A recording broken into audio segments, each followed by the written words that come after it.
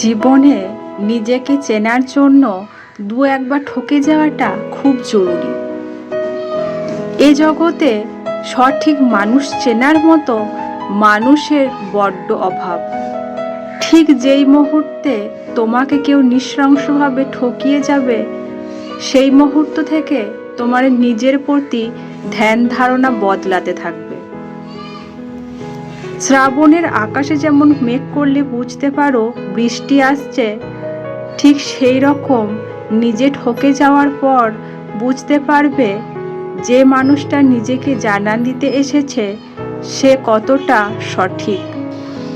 আবেগের বয়সে যে মানুষটা ঠকিয়ে চলে গেছে তাকে গোপনে গিয়ে দু একবার ধন্যবাদ জানিয়ে আসুন, কারণ সেই মানুষটা আপনাকে শক্ত হতে সাহায্য করেছে।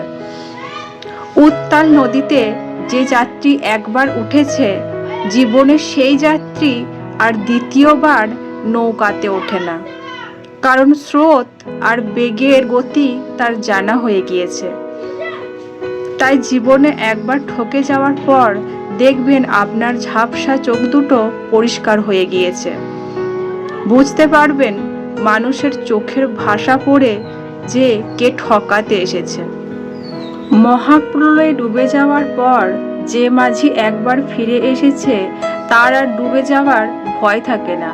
ঠিক সেইভাবে একবার ঠকে যাওয়ার পর যখন তুমি নিজেকে নতুন করে আবিষ্কার করবে, তখন দেখবে তোমার কষ্ট চাষের জমিতে পঙ্গপালের হানা পড়েছে।